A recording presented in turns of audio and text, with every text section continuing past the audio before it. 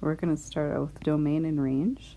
Domain is just the set of all x values that can be inputs into the equation. From the graph, why don't you try to think of that as the width of the graph, like how far right, how far left does it go. On this graph, we should always assume that there's arrows at the ends of these graphs. That's just the way our textbook kind of sets it up. So when we think about the width, this side of the graph is going to go infinitely wide in that direction. This side of the graph is going to go infinitely wide in that direction. Is there any x value that it doesn't hit? This one actually has an asymptote back at -1. So this is an example of a graph that goes infinitely wide, but it skips over a number. When we talk range, same thing, only the y values. We'll think about how high it goes.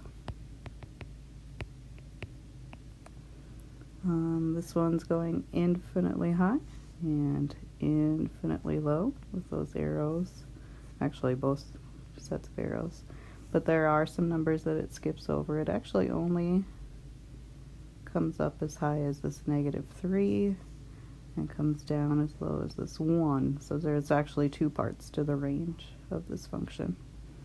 So I'd like you always to write these in interval notation. First of all, the domain. I'm going to move that. The domain is made up of two parts, this part and this part. So from -infinity to -1, and then from -1 to infinity, not including the -1. So that's all real numbers except for -1. For the range, there's kind of two parts to our range, right? So starting from the bottom, starts all the way down at -infinity and continues up to that -3. This time we actually have a point at -3, so we'll include that. And then from 1 to infinity. Function notation. So function notation is where you have a y equals something like this. So the important thing to know is that f of x is just another way of saying y. And so if we input something into a function, the result is just the y value. So this stands for, if we plug a 2 into this function, we get 9. And that just corresponds with the point x equals 2, y equals 9. So on a graph, here's an example. If I asked you what f of 2 equals, since that's in the parentheses, we're talking about that as an input, so an x value of 2, which seems to have an output of 4. Again, that's the y value. I could ask you this way. F of x equals 9. What does x equal? So in this case, the 9 is the y value, so then I'm going to go up to the 9 and try to find an x value that corresponds. I think 3 could work, but so could -3. But just being familiar that the f of x means y. The vertical line test, the definition of a function is that each input has exactly one output, or only one output. When you think of a vertical line test, think of how we write the equation for a vertical line. Maybe that's the line x equals 1, and this is the line x equals 2. So every vertical line stands for an x value, and as long as it's only going through the graph in one spot, that means that that x value has one output. This x value has one output. If we had something that wasn't a function, then we'd have an x value with two different outputs, which is not allowed. That's against the definition of a function. So that's what the vertical line test is checking, that each of these x values only corresponds to one y value. So then we can say that this is a function. This is probably new to us, intervals of increasing and decreasing. Increasing being left to right positive slope, decreasing being left to right negative slope. So when we look at this graph, it seems to be that we're increasing first, and then once we get to this point, then we start to decrease, and then once we get to that low point, then we start to increase again. So I'm seeing 2 intervals of increasing, 2 intervals of decreasing. Now, the trickiest part about this, I think, is that most people can see where the function is increasing, where the function is decreasing, but the important part is that when you talk about those intervals, where it changes, I want you to think of the x values where it changes. So let's do an example. First of all, we said that this function was increasing until it gets to this point. Well, what we want to do is we want to think of which x values correspond to that part of the graph. So when I would write what part of this function is increasing, I would write this part in interval notation, all the way back from negative infinity to x equals -1. And then it starts increasing again right here. So there's actually another interval where it's increasing, beginning at x equals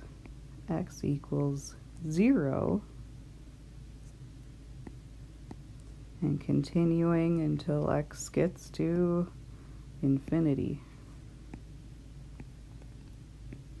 Now I never use the square brackets on this because right at the point where it changes, it's not increasing or decreasing. So we always are going to use the open brackets, the parentheses.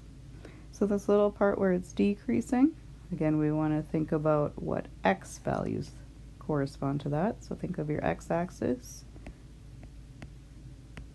So decreasing would just be from -1 to 0.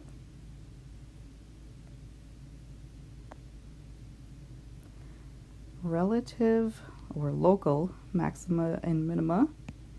Let's say we had a graph that looks something like this. You'd probably tell me that this is the minimum, and you're right, minimum. And it doesn't really have a maximum because it continues up forever. But in this new way of thinking of this, we're going to think about it not just being like an absolute maximum or an absolute minimum.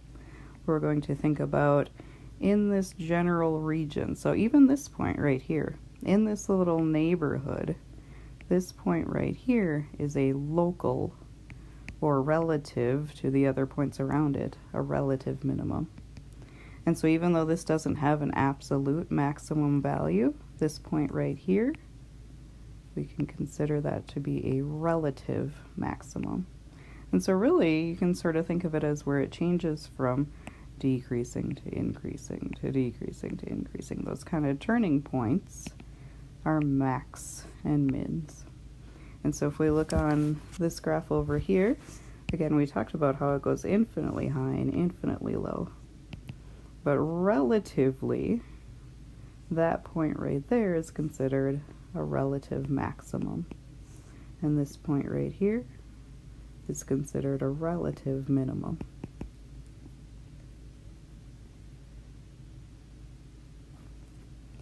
Average rate of change. Hopefully in math class, when you hear rate of change, maybe you're thinking miles per hour, feet per second. In math, that's slope, it's rise per run. So when I say average rate of change, I'm talking about average slope. And sometimes I abbreviate average rate of change as AROC. And really it's just the slope formula. We're going to take a y value minus a y value over an x value minus an x value. And so for an example, I would have to give you 2 x values. If I ask for the average rate of change from -2 to 3. Okay, if we think about this as like slopes, well, we're going from this point to this point. We are going on a negative slope at first, and then we go on a positive slope. But what this formula finds is kind of the average of that trip. What's the average slope of that trip? So basically, you just want to think, okay, I've got a point at -2, 4. I've got a point at 3, 9. And the average rate of change is just the slope between those 2 points. So y minus y over x minus x. It comes out as +1, which I think makes sense because we spend more time going uphill than we do coming downhill. So on average, we have a positive slope. Another interesting thing is that if we actually thought about going straight from this point to this point, the slope of that line is 1. And so you can kind of think of it in 2 different ways. We talked about even and odd functions earlier. An even function is just about symmetry. An even function has y-axis symmetry. And an odd function has that rotational origin symmetry. And so if we look at these 2 graphs, you can see that that standard parabola would be considered an even function. Now this is a parabola too, but its symmetry is not the y-axis. And so we would say that this is neither an even nor an odd function. So even though they're both x squared related, when we think of an even function, we have to look at that symmetry. And finally, when we talk about zeros, roots, solutions, x-intercepts, we're talking about when the function is equal to 0, or when the y value is equal to 0, or a point on the x-axis where we have an x value comma 0. Again, the y value is equal to 0. So all of these words kind of mean pretty much the same thing. So on a graph like this, we could talk about these 2 points being the x-intercepts. We could talk about those 2 points being zeros. Those are the roots. Those are the solutions to the equation. So just having in mind that there's lots of different words for setting a function equal to 0. We could call it any of those things. And here is your assignment.